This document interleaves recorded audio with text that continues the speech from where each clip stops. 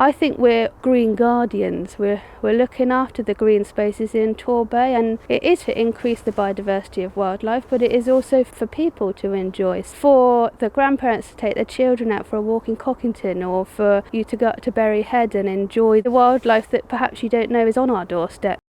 My name is Chloe and I work at Torbay Coast and Countryside Trust, and I'm an education ranger. Growing up with outdoor space is really important, so working for the trust means I can help protect those spaces, so for people to enjoy recreationally, but also for education and for teaching, to get those children and that younger generation to care about the environment and protect it so that it's there for generations on. We've had children that live in Paynton that have never been to the beach before. So I had a child once that spent the whole morning sitting on the beach watching the wave because they'd never seen the sea. But that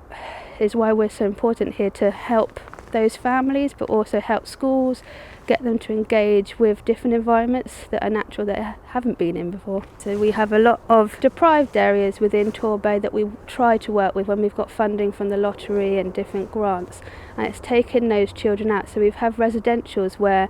perhaps those children have never been away from home and they might only come for one night, but that day, night and the next day means all these things that perhaps we did when we were children, playing in the woods, climbing trees, building dens to pop their teddy bears in, firelighting and cooking on an open fire, things like that that perhaps is lost now on the new generation where they're indoors, they're not being outside as much. So we have cookery schools for 7 to 12-year-olds and they run in the school holidays, and then we do a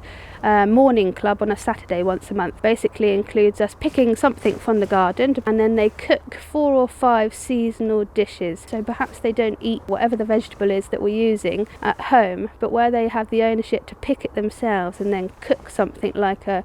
seasonal focaccia bread or something like that, or a seasonal soup, they're taking that home to share with their family, and they're actually then deciding they do like these vegetables, which is really great because it's a healthy recipe that we try to cook. Obviously we do chocolatey, naughty cakes and things like that as well, but we might add in beetroot and do a beetroot chocolate brownie instead, and they're then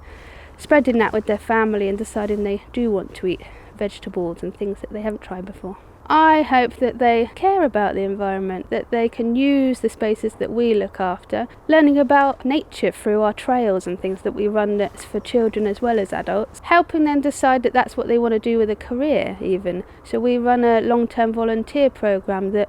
means